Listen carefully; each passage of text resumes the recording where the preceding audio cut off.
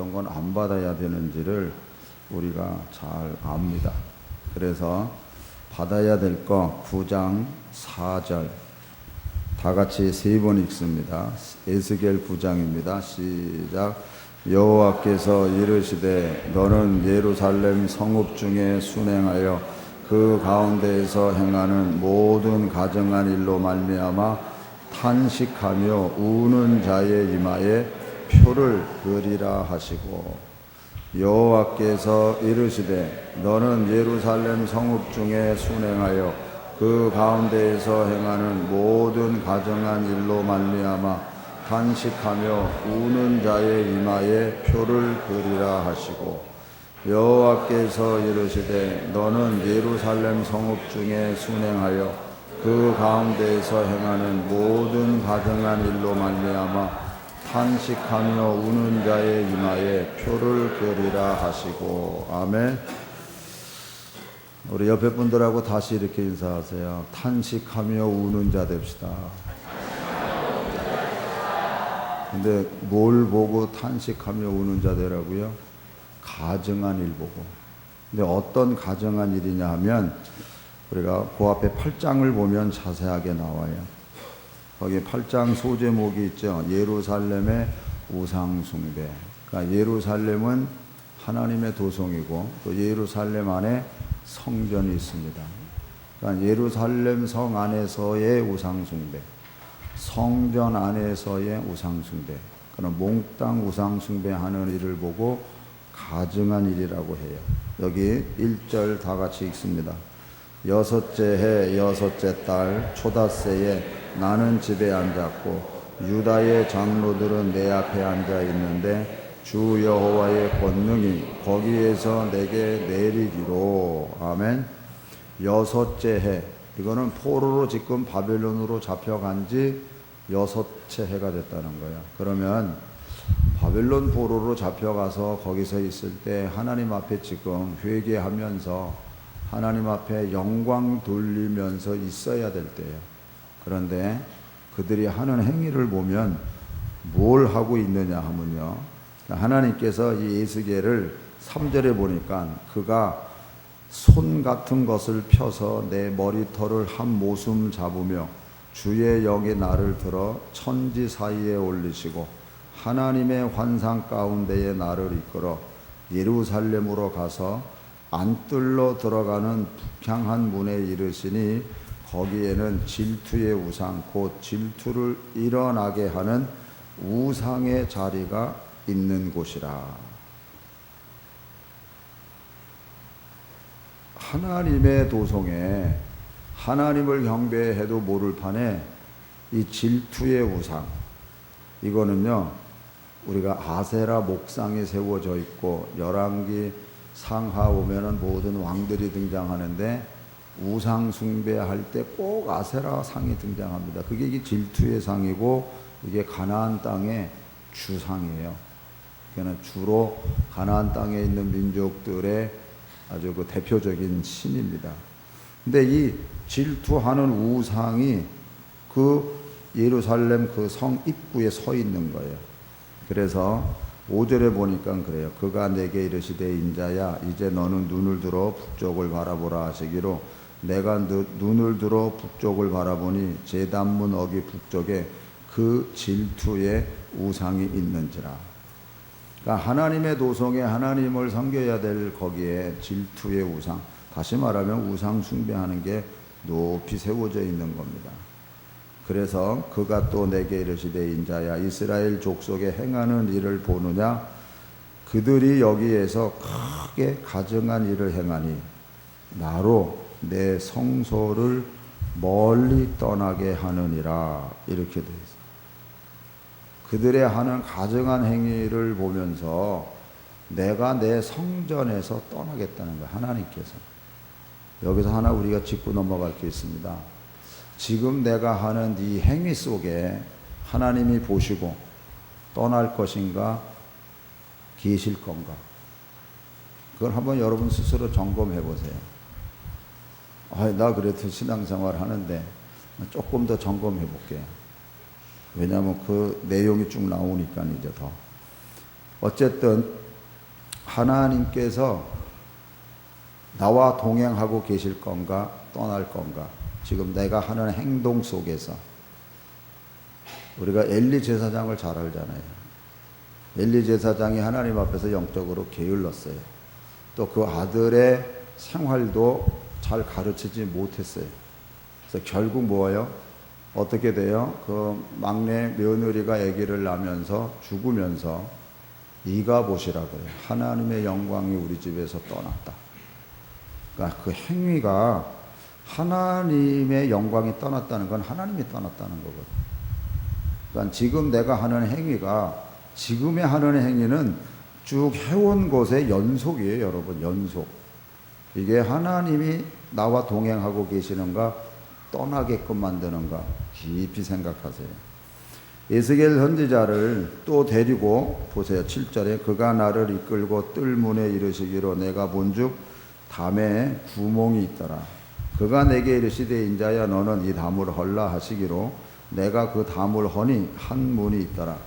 또 내게 이르시되 들어가서 그들이 거기에서 행하는 가증하고 악한 일을 보라 하시기로 내가 들어가 보니 각양 곤충과 가증한 짐승과 이스라엘 족속의 모든 우상을 그 사방벽에 그렸고 이스라엘 족속의 장로 중 70명이 그 앞에 섰으며 사반의 아들 야샤냐도 그 가운데 섰고 각기 손에 향로를 들었는데 향연이 구름같이 오르더라. 이렇게 되어 있어요. 여기 이스라엘 족속의 장로 중 70명이 은밀한 방에서, 그러니까 에스겔 선지자가 하나님이 보여주시는 거죠. 저들이 아주 은밀한 방에서 하는 게 뭐냐면 밀실에서 우상 숭배하는 거야. 각양 벽에는 각양 곤충이나 뭐 이런 다른 짐승들. 그러니까 이스라엘 백성들이 하나님께로부터 먹어야 될 음식과 먹지 말아야 될 음식조차도 구별해 놨는데 여기에는 온갖 먹지 말아야 될 짐승들의 그것이 그려져 있을 뿐만 아니라 온갖 우상 숭배하는 것으로 가득 차 있는 거예요. 이 지금 장로들, 여기 70명이라 그랬을 때 지도자들이에요. 지도자들, 사회 지도자들. 그러면서 특정 인물을 이름을 들어요. 사반의 아들 야사냐도 그 가운데 섰더라. 그러면서 그들이 손에 향로를 들었는데 향연의 기름같이 오르더라. 이렇게 돼 있어요. 우리가 요한계시록에 봐도 향로에서 기름 연기가 쫙 올라가는데 그건 저들의 기도라 이렇게 돼 있잖아요. 그러니까 이들도 우상 앞에서 그들 앞에 지금 기도하고 있는 거예요. 그런데 대표적인 이름이 등장해요. 야샤냐. 야샤냐가 어떤 사람인가? 사반의 아들 야샤냐. 그러니까 사반이 어떤 사람인가를 보면 알아요. 왕하 22장 2절 3절에 보면 이런 말씀이 있어요. 다 같이 읽을게요. 요시야가 여호와 보시기에 정직히 행하여 그의 조상 다윗의 모든 길로 행하고 좌우로 치우치지 아니하였더라. 여기 요시야라는 것은 요시야 왕이에요. 요시야 왕. 근데 요시야 왕이 누구냐면 족보로 조금 올라가면 므낫세 왕의 손자요. 므낫세는 어떤 왕인지 이제 나중에 볼게요. 우상 숭배로 아주 그냥 엉망진창인 왕이에요. 근데 그 아들이 아몬인데 그 아몬은 반란이 일어나서 죽임을 당해요. 그래서 요시야가 왕이 될 때 8살의 왕이 돼요. 여러분, 이 유다 나라는 부하가 신하가 반란을 일으켜서 왕을 죽인 일이 거의 없어요. 거의. 근데 여기서는 딱 이 아몬 왕이 반란에 의해서 죽임을 당하고 그 아들 요시야가 왕이 돼요. 그러니까 북쪽 이스라엘은요 반란을 일으킨 자가 왕이 되는데 남쪽은 반란을 일으킨 자는 하나님이 약속했잖아요. 다윗의 혈통에 너희들 왕이 이어간다고 약속했기 때문에 그 아들이 왕이 돼요. 반란 일으킨 사람은 또 죽임을 당하고. 그걸 여러분 잘 기억하세요. 근데 나중에 그래서 이 말을 하는구나 하는 걸 이해할 수 있으니까요. 그리고 8살에 요시야가 왕이 돼요. 그런데 잠깐 멈추세요. 그가 하는 행위가 뭐냐면 그의 조상 다윗의 모든 길로 행하고, 이걸로 왕이 어떤 왕으로 어떻게 하는지가 한마디로 저기 다 있어요. 수요일날 제가 설교 제목이 축복의 조상 됩시다예요. 다윗의 길로 가더라, 이거는 물어볼 것도 없어요. 하나님의 무조건 축복이에요. 그의 조상 다윗과 같지 않더라, 이거는 악한 길. 그래서 다윗의 길로 가지 않은 게 아니라 하나님 보시기에 악하더라, 이렇게 기록을 해요.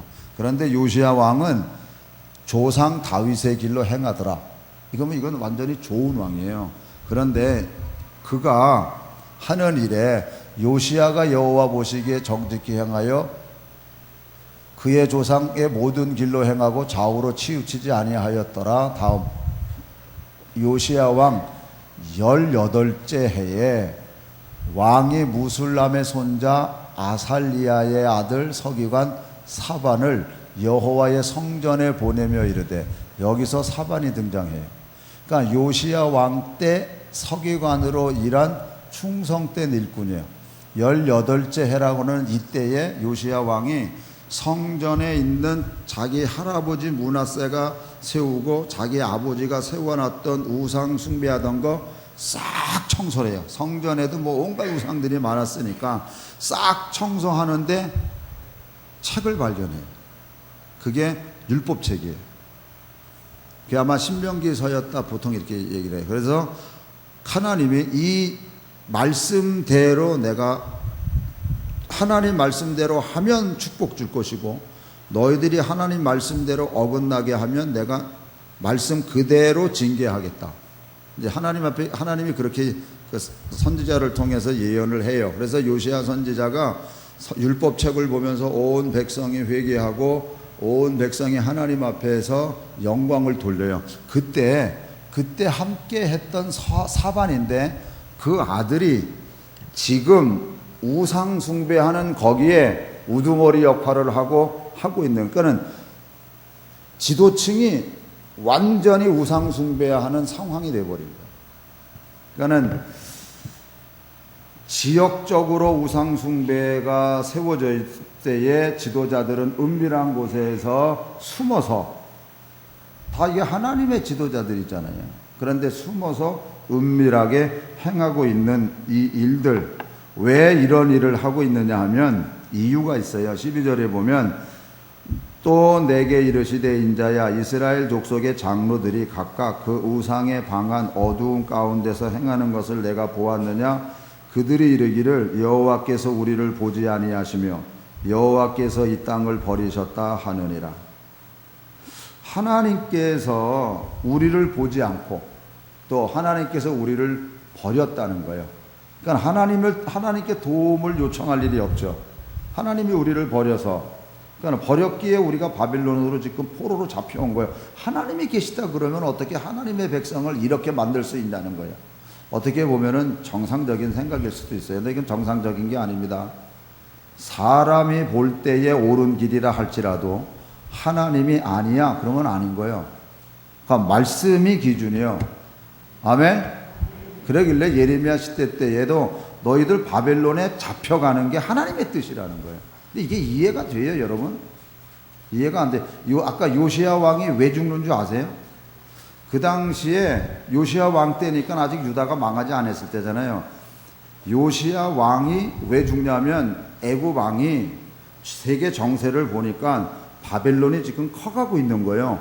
더 커지기 전에 요거 잡아야 되겠다. 요거 싹을 없애야 되겠다.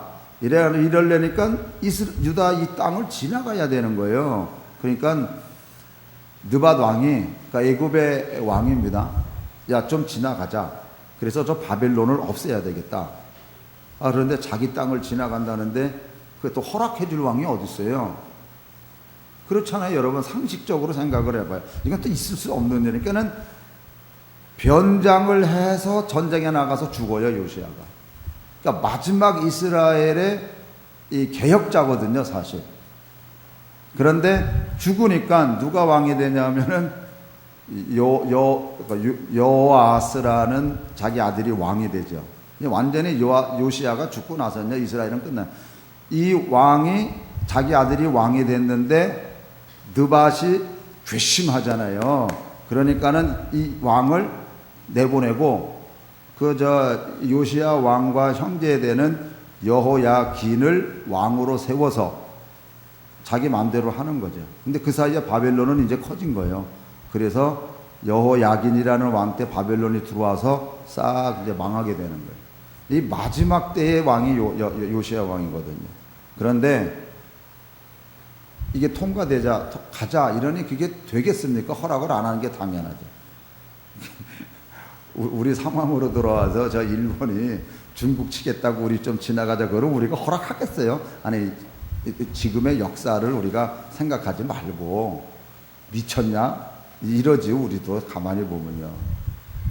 어쨌든 하나님께서 하시는 그 일을 이 사람들은 하나님이 없다고 생각하는 거예요. 하나님이 우리를 도와주지 않는다. 우리도요, 진짜 하나님이 나를 보고 계시고 하나님이 나를 인도하고 계시고 그렇다고 생각이 되면 바르게 해요.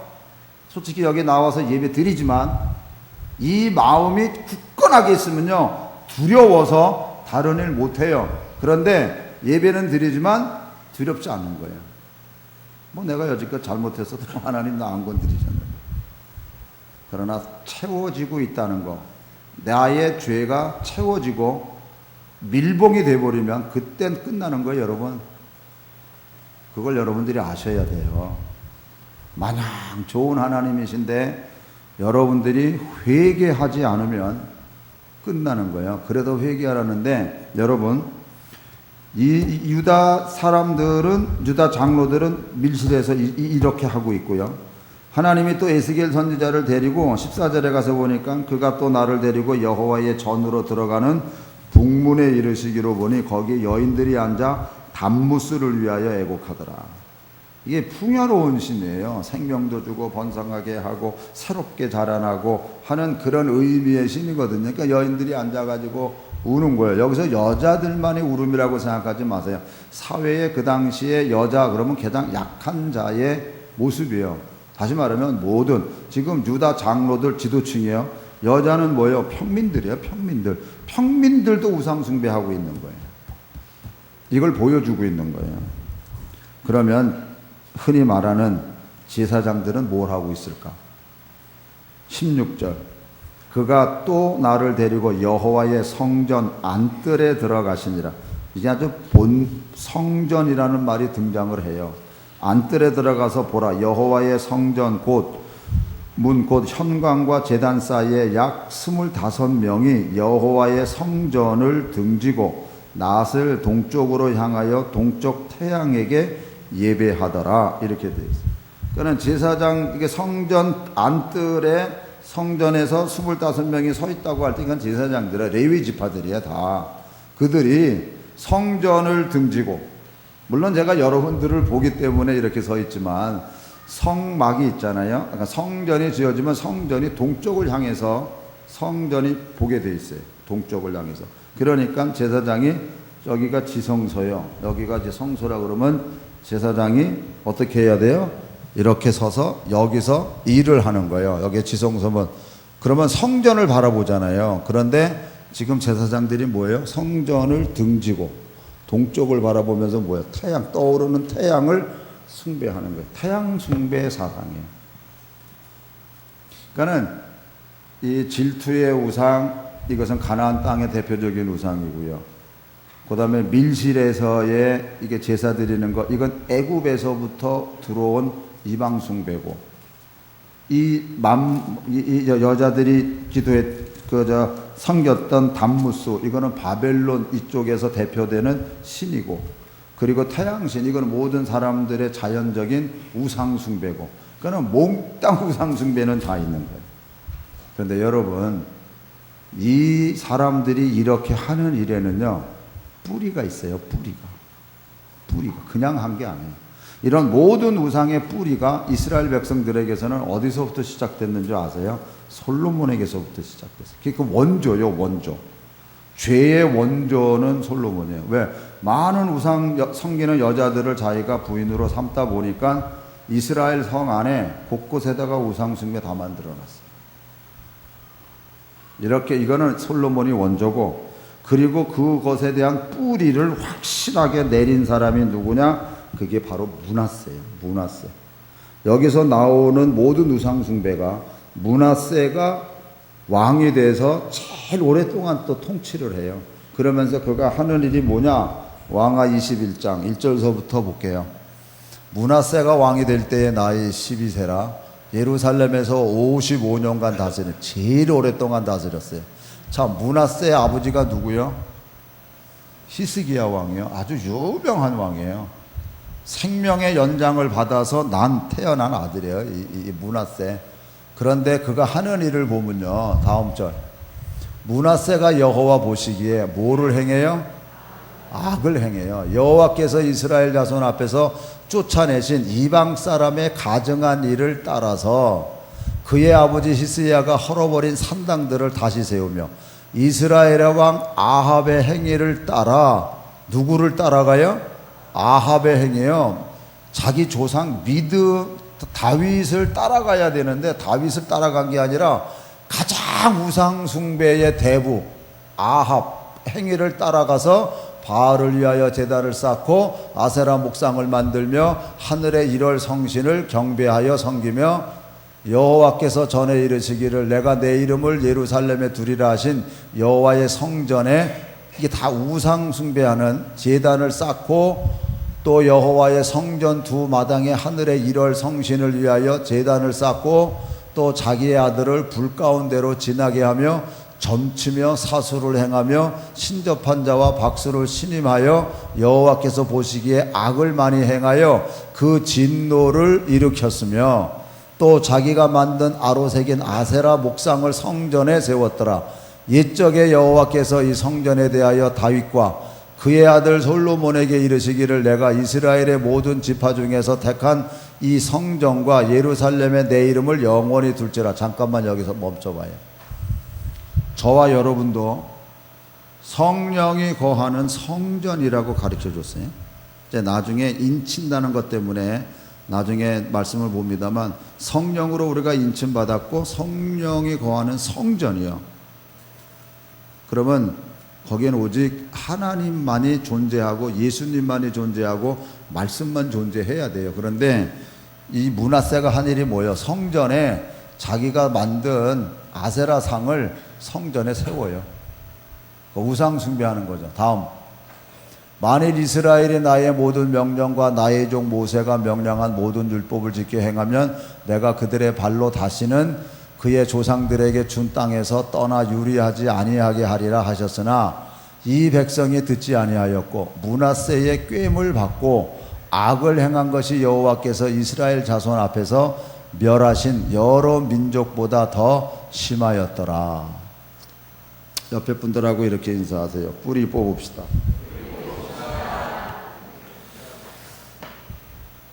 므낫세의 우상 숭배의 뿌리 내려진 그 일이 지금 에스겔 선지자를 통해 보는 이스라엘 백성들의 아직까지 뿌리 내려져 있는 거예요. 여러분들이나 저도 마찬가지입니다. 예수를 믿었기 때문에 보여지는 것, 땅에 보여지는 어떤 나무, 이거 잘라져서 돌감람나무가 참감람나무에 접붙임 바 됐어요.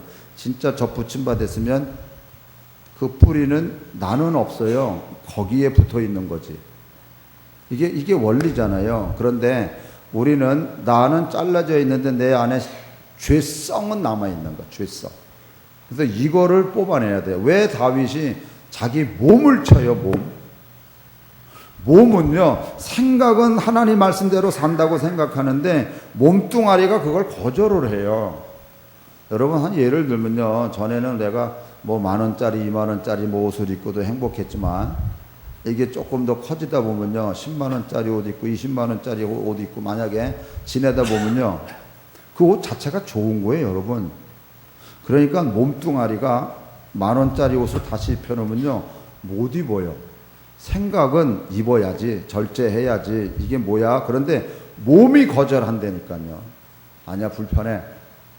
그래서 거꾸로 몸이 생각을 정복해요. 이게 습관이라는 거거든요. 그래서 몸을 쳐야 되는 거예요. 몸. 100번 여기는 여러분 옳게 생각해. 그런데 몸이 만들어요. 몸이. 그래서 바울이 왜 몸을 치는지를 여러분들이 깨달으셔야 되는 거예요. 그래서 뿌리 뽑읍시다. 다시 옆에 분들하고 인사하세요. 네, 진짜 뿌리 뽑아야 돼요. 내 속에는 정말 못된 것들이 있기 때문에 그렇거든요. 왜냐하면요, 여기 아까 8절에 보니까 에스겔을 선지자를 통해서 담을 헐라 그러잖아요. 담을 헐어라. 저들이 하는 행위가 뭐냐? 여러분, 우리의 마음의 담을 헐어버렸을 때 우리 안에서 발견할 수 있는 게 뭘까? 둘 중에 하나예요. 하나는 육신의 정력, 안목의 정력, 이생의 자랑거리에 여전히 묶여있는 내 모습. 하나는 오늘 이 본문에서 가르쳐주는 가증한 것을 보면서 탄식하며 우는 내 마음. 우는 그 마음. 어떤 게 내 안에 있는지. 하나님은 중심을 보시는 하나님이세요. 중심. 그 중심을 본다는 것은 너의 외형적인, 가식적인 거 다 뚫고 네 진짜 중심이 뭐지? 그거 보시는 거예요. 하나님 보시기에 합당한 여러분들의 마음이 되시기를 축원합니다. 아멘. 하나님께서 가증한 일을 보고 우는 자에게 이마에 표를 쳐라 이렇게 되어 있어요. 가증한 자를, 그 가증한 일을 보고 우는 자에게 이거를 치라 이렇게 가르쳐 주고 있는 거예요. 왜 이마에다가 그거를 쳐야 되나? 다시 말하면 우리가 하나님 앞에서 정말 철저하게 어떤 잘못된 거, 내 안에 잘못된 거를 보고 깨달으면 얼마나 좋겠어요. 근데 우리 사람이 얼마나 완악한지 아세요? 예수님 당시의 일이에요. 제사장들과 바리새인들 앞에서 예수님이 말씀을 하셨어요. 더더군다나 이제 성전에 관한 얘기니까 성전에 들어오셔서 하신 게 뭐예요? 싹 청소하셨어요. 그러면서 내 집은 만민이 기도하는 집이다. 그랬을 때 서기관들과 바리새인들이 한 일이 뭐예요? 예수를 죽이고자 모의하더라 이렇게 돼 있어요. 맞아, 우리가 잘못한 거야. 잘못했지. 정말 우리가 만민이 기도하는 집인데, 이거는 만민이 기도하는 집은 구약에서 하나님이 말씀하신 말씀이거든요. 맞아, 우리가 잘못했지. 이 절대로 그렇게 생각 안 해요. 예수를 죽이고자 하더라 이렇게 되어 있어요. 그러나 다른 사람들은 평범한 말이 아니다. 선지자인가 보다. 이렇게 듣는 거예요. 여러분, 우리가 왜 회개해야 되는지 아세요? 왜 철저하게 회개해야 되는지 아세요? 요시야 왕이 율법책을 보고 말씀을 듣고 선지자의 말을 듣고 회개해요. 22장 19절 20절 보세요. 다 같이 읽습니다. 내가 이곳과 그 주민에게 대하여 빈터가 되고 저주가 되리라 한 말을 네가 듣고 마음이 부드러워져서 여호와 앞고 내 앞에서 겸비하여 옷을 찢고 통곡하였으므로 나도 내 말을 들었노라. 여호와가 말하였네. 잠깐만 머무세요. 여기서 내가 듣고 마음이 부드러워져서 이렇게 돼. 두 가지 반응이에요. 마음이 부드러워지는 거는 말씀을 내가 받아들여서 조금 회개하는 거고, 거꾸로 강팍해져서 이렇게 돼요. 여러분, 우리가 말씀을 들으면 찔릴 게 있어요. 여러분, 분명히 그때 부드러워지면 후회가 가지만 강팍해지더라 그러면 죽이려고 그러는 거예요. 마음이 그렇게 가게 돼 있어요. 부드러워지기를 축원합니다. 아멘. 그런데 우상 숭배라는 거는 질투의 우상이 딱 사회를 전반적으로 장악하고 있는 거였거든요. 그게. 그러니까는 선지자를 죽이는 거예요. 부드러운 마음이 안 돼요. 정말 부드러운 마음 되기를 축원합니다. 그래서 회개를 해요. 이제 그다음, 그러므로 보라, 내가 너를 너희 조상들에게 돌아가서 평안히 묘실로 들어가게 하느니 내가 이곳에 내리는 모든 재앙을 내 눈이 보지 못하리라 하셨느니라 하니 사자들이 왕에게 보고하니라. 지금 잘못된 것들이 있어서 하나님께서 재앙으로 징벌하겠다고 말씀하셨거든요. 그걸 요시야 왕이 듣고 회개를 하는 거예요. 그래서 내 눈이 그것을 보지 않고 너는 편안히 돌아갈 것이다. 여러분, 진짜 여러분들이 하나님 앞에서 첫째는 나를 위해서 회개하고 하나님의 은혜를 알면 그거를 자녀들에게 반드시 가르쳐 주셔야 돼요. 그래서 자녀들도 회개하면서 가는 거예요. 그러면 그 자녀들이 하나님의 징계를 안 받습니다. 그러니까 요시야 왕 때는 그렇게 했는데 여호아스라 아까 그 아들 왕은 회개를 안 해요. 그러니까 느밧이 와가지고 쫓아내 버리는 거예요. 그리고 유다라는 나라는 나중에 망하게 돼 있어요. 회개했으면 절대 망하지 않습니다. 그러니까 오늘 우리들도 하나님 앞에서 그래서 회개하라는 거예요. 그래서 울라는 거예요, 사실. 아멘? 그러면 그 자식이 안 망해요. 여러분들이 기도, 성경에 보면요, 노아, 다니엘, 욥과 같은 의인이 있을지라도 그들은 그 당대에 구원시키는 거고, 그 아들이 죄를 범하면 그는 죄값을 받아. 그러니까는 나도 회개하고 바르게 교육시켜서 바르게 회개하면서 가야 되는 거예요. 그러면 천대까지 내려가는 하나님의 축복이 이어진다니까요. 유교적인 어떤 세상적인 전통적 사상에서 되어지는 게 아니에요. 내가 쌓아놓은 복에 내려간다고 생각하면 안 돼요. 쌓아놓은 복에 내려가는 게 아니라 내가 하나님 안에서의 믿음의 생활이 자녀에게 믿음의 생활이 내려가서 그게 견고하게 되는 거예요. 그래서 아브라함, 이삭, 야곱, 요셉 이렇게 내려가는 게 만난 하나님을 자식이 만났고 자식의 자식이 또 하나님을 만났고 이게 이어지니까 만난 거거든요. 아멘? 내가 만난 하나님, 내가 만난 예수님, 이게 제자들에게 아들들에게 딸에게도 내려가서 그 하나님을 만나야 된다니까요. 그런데 도덕적으로 율법적으로 가르치기 때문에 그게 안 되는 거예요, 여러분. 진짜 여러분들이 자녀들에게 뭘 줄 수 있겠어요? 그러니까 지금이라도 울라는 말이에요. 아멘? 정말 가증한 것 보고, 죄된 것 보고, 내 자녀들이 잘못된 걸 보고, 그것 보고 울 수 있어야 된다니까요. 그래서 가증한 것 보고 우는 자를 하나님이 뭐 해주세요? 인쳐주시잖아요. 할렐루야. 우리가 옛날에는요 많이 울었어요. 근데 요즘에는 안 울어요. 젊은 분들은 많이 안 울어요. 세대가 많이 그렇게 바뀌었어요. 왜냐하면 옛날에도 웃으면 산다, 복 받는다, 지금도 웃어야 된다, 즐거워하자 이러고 다 가다 보니까 진정한 웃음은요 울음을 통과하고 나서의 진정한 웃음이 있는 거예요. 그냥 코미디언이 웃기는 대로, 유머하는 사람들이 웃기는 대로 하하하호호 웃는다고 그게 즐거운 건가요? 허탈감만 느껴요. 진짜 내가 하나님 앞에서 회개하고 그 통과된 그 속에서 하나님이 주시는 은혜 가운데서 죄사함과 소망의 확신 속에 있을 때 웃는 그 웃음, 하나님이 인쳐주실 때 웃는 그 웃음, 할렐루야, 우시기를 축원합니다. 정말 울어야 돼요. 그런데 우리 심령이 요즘에는요 상황이 어렵지만 옛날 상황보다는 좋아졌음에도 불구하고 심령이 사막화되어져 가요. 점점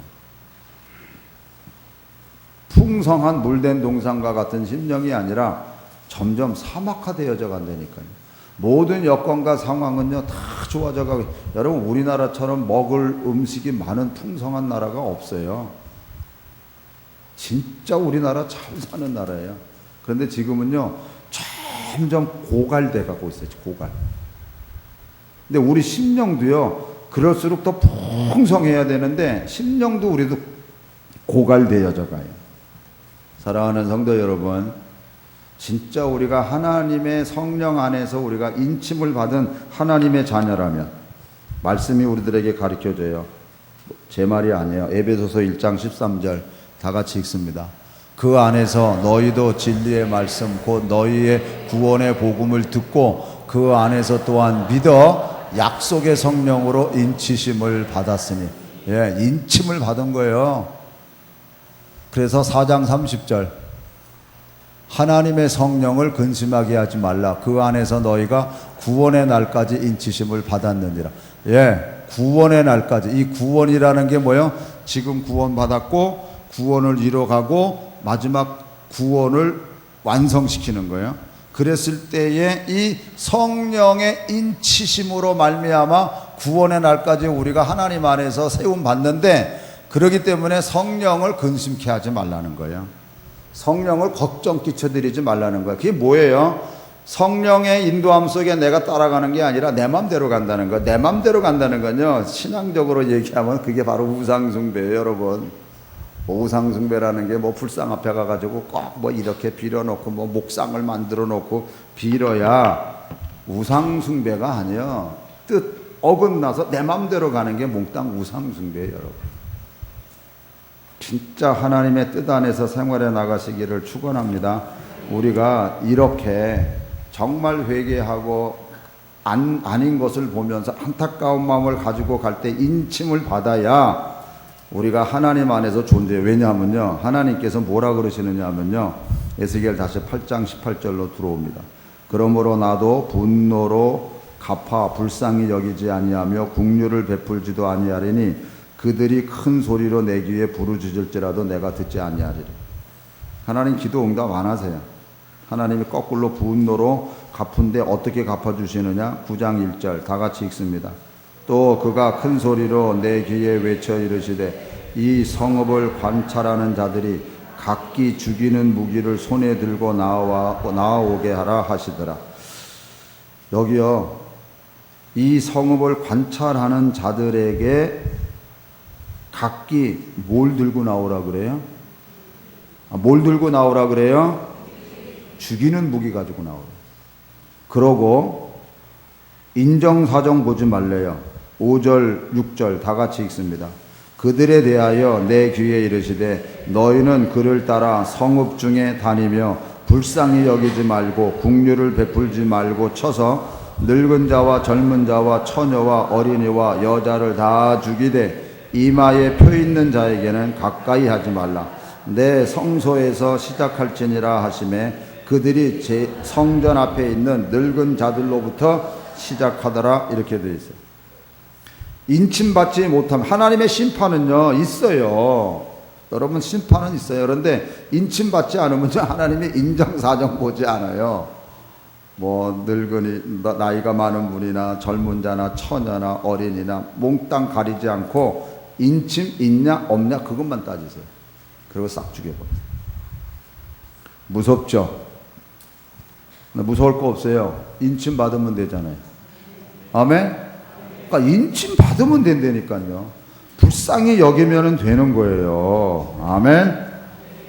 그런데 여러분, 이 상황하고요 똑같이 마지막 때에 심판이 있잖아요. 심판 때에 어떤 줄 아세요? 똑같은 상황이에요. 요한계시록 7장 1절부터 볼게요. 다 같이 읽습니다. 이 일 후에 내가 네 천사가 땅 네 모퉁이에 선 것을 보니 땅의 사방의 바람을 붙잡아 바람으로 하여금 땅에나 바다에나 각종 나무에 불지 못하게 하더라. 지금 이게 재앙이야, 재앙. 바람을 불어서 땅이나 바다나 각종 나무에 다 뒤집혀지게 지금 만드느라고 지금 준비하고 있거든요. 그때에 다음 절 또 보면 다른 천사가 살아계신 하나님의 인을 가지고 해돋는 데로부터 올라와서 땅과 바다를 해롭게 할 권세를 받은 네 천사를 향하여 큰 소리로 외쳐. 보세요, 여기서 잠깐만. 하나님의 인을 가지고, 하나님의 인, 우리 에스겔서에 보면요 서기관에게 부통을 가지고 다니다가 가증한 걸 보고 애통하는 자가 보면은 인치라는 거예요. 지금 이게 에스겔서에 나오는 장면이거든요. 요한계시록에서는 다른 천사가 나타나서 지금 하나님의 인을 가지고 인칠 자를 지금 찾을 때 기다리라는 거야. 다음 이르되 우리가 우리 하나님의 종들의 이마에 인치기까지 땅이나 바다나 나무들을 해하지 말라 하더라. 아멘. 내가 인침을 받은 자의 수를 들으니 이스라엘 자손의 각 지파 중에서 인침을 받은 자들이 14만 4천이니 이렇게 돼 있어요. 이미 예수 믿을 때 우리가 성령으로 인침 받았고, 인침 받은 우리가 그 성령을 걱정 끼쳐드리지 않고 근심 끼쳐드리지 않고 성령의 열매를 맺으면서 우리가 성령의 인도함 속에 순종하고 이렇게 가면 하나님께서 마지막 때에 더 충만한 은혜로 우리를 붙잡아 주신다고요. 그래서 인침받은 거기에 마지막 때 하나님이 인침을 또 주세요. 그래서 모든 재앙에 넘어가게 하신다니까. 상황이요 똑같이 나가잖아요. 지금 에스겔서에 있는 상황이나 마지막 요한계시록에서의 상황이나 똑같아요. 그래서 14만 4천 명, 7장에 14만 4천 명이 나오는데 요한계시록 14장에서 역시 14만 4천 명 인침받은, 머리에 예수의 이름과 하나님의 이름이 써있는 그들이 하나님 앞에서 찬양하고 영광 돌리는 장면이 14장에서부터 쫙 나온다고. 다시 한번 이마에 인침받읍시다. 근데 누가 인침받아요? 우는 자. 우는 자. 근데 이 울려 그러면요 어떻게 해야 울어질까요? 하나님의 마음을 갖고 있어야 돼요. 다시 말하면 예수님의 마음을 가지고 있어야 울 수 있는 거예요. 아무나 신세 처량하다고 우는 거 그거 아니에요. 그 어떤 여러분 좌우지간 뭐든지 우세요. 울면 일단 내 눈에서 눈물이 나오는 것에서 나쁜 건 별로 없어요. 물론 진짜 나쁜 건 있어요. 울면서 독한 마음 품으면요 이거는 못 말려. 사람 죽이기까지 가니까. 근데 그것만 하지 않으면 돼요. 진짜 하나님이 원하시는 그 울음, 그 하나님 마음을 가져야 돼요. 하나님 마음을 갖는다는 건 예수님 마음을 갖는 거 아니에요? 그러니까 예수님 마음을 가진다는 게 도대체 뭐 어떤 마음일까? 저는 물론 빌립보서에서 하늘의 보좌를 버리고 쭉쭉쭉쭉 나와요. 근데 그것도 중요하지만 그랬기 때문에 예수님이 가지고 있는 마음이 뭐냐?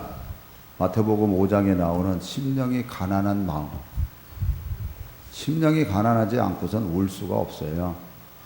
정말 그 사건을 일을 보고 울 수 있는 마음, 그래서 애통하는 마음, 온유한 마음, 의에 줄이고 목마른 마음, 긍휼히 여기는 마음, 마음이 깨끗한 마음, 화평케 하는 마음, 의를 위하여 핍박받을 수 있는 마음, 이 마음이 있어야 울지. 그렇지 않으면 절대로 못 울어요. 여러분 울고 싶어도 눈물이 안 나와요. 심령이 가난한 게 아니라 오히려 심령이 부유해져 있는데요. 애통하는 자가 아니라 오히려 그런 것 보고 비웃거나 무시하는데요. 온유한 자가 아니라 교만해져 있는데요. 의에 줄이고 목마른 게 아니라 거꾸로 돈에 줌들여 있는데요. 긍휼히 여기는 자가 아니라 무시하는 자가 되어 있는데요. 마음이 청결한 자가 아니라 마음이 더러운데요. 화평케 하는 자가 아니라 오히려 분란을 일으키는데요. 의를 위하여 핍박받는 자가 아니라 오히려 회피하는 자인데요. 여러분 진짜 우는 자는요 이런 마음이 나도 모르게 들어와 있는 거예요. 그리고 그 사건을 볼 때 정말 안타까운 마음 가지고 울 수 있어야 되는 거예요. 그래서 진짜 우세요. 분노를 표출하지 마세요. 너희들이 불의한 자. 우리 세상을 볼 때 얼마나 불의하고 또 요즘에 사회적으로도 불공평하다는 말을 많이 하거든요. 불공평해도 거기에 분노하지 마세요. 오히려 우세요. 거룩하지 못한 거, 그것 보고 탄식하며 우는 자를 하나님이 인치시잖아요. 그러니까 오늘 우리들이 그런 모습 가지고 가야 돼요. 저도 마찬가지예요. 여러분들도 마찬가지예요. 얼마나 마음이 사실 완악해졌고 굳어졌는지 몰라요. 우는 자가 되세요. 진짜 우는 자가 될 때 하나님이 역사를 바르게 잡아주시고 내 자녀들의 일도 잡아주시고 그리고 모든 것을 내 탓으로 돌리면 돼요. 내 탓. 아멘? 진짜 내 탓이에요. 그래서 가장 그 측량해 볼 수 있는 게 내가 아무 잘못도 없는데 억울한 말 듣고 억울한 어떤 일을 당했을 때 내 태도가 어떤가 하는 거. 여러분 신앙생활 해나가면서요. 삼자 대면하자는 말은 절대 하지 마세요. 그래가지고 득보는 일 하나도 없어요. 쌈만 하게 돼 있지. 우리는 그렇게 하는 거 아니에요. 세상에서 법정에서는 뭐 삼자 대면하고 뭐 이러고 해가지고 뭐 그래도 세상에 뭐가 남는 게 있어요, 세상에? 유전, 무죄, 무전, 유죄라는 말이 나오는 판에 억울하면 참으세요, 그냥. 그리고 하나님 앞에 우세요. 할렐루야. 이게 어려워요, 힘들어요. 참, 얼마나 내가 잘못한 것도 없는데 억울한 소리 들으면 누가 그랬어? 그러면서 그냥 따지잖아요. 그래서 남는 게 뭐가 있어요? 없어요, 여러분. 우세요. 억울하면 우세요. 그것밖에 답이 없어요. 그러니까 하갈이 그 사라가 막 그냥 자기도 잘못했지만 잘못했지. 애기 뱉다고 그냥 막 폼 잡았으니까. 그러니까는 사라가 그냥 못 살게 굴고 막 그러니까는 못 견뎌서 도망가잖아요. 그러면 그냥 방송대곡을 하잖아요. 울잖아요. 그때 하나님께서 네 사정 어려운 거 안다. 그런데 도로 돌려보내세요. 돌려보내요. 사갈의 종 하갈아, 너 돌아가. 돌아가서요 15년 동안 있어요. 여러분 1, 2년 있는 게 아니에요. 15년 동안 있어요. 그리고 쫓겨나는 거예요. 그러나 그동안에 순종한 그것이 그 이스마엘의 큰 축복이 일단 하나님이 주시잖아요. 우시길 바랍니다. 그게 하나님 안에서 축복을 끌어내는 지름길이에요.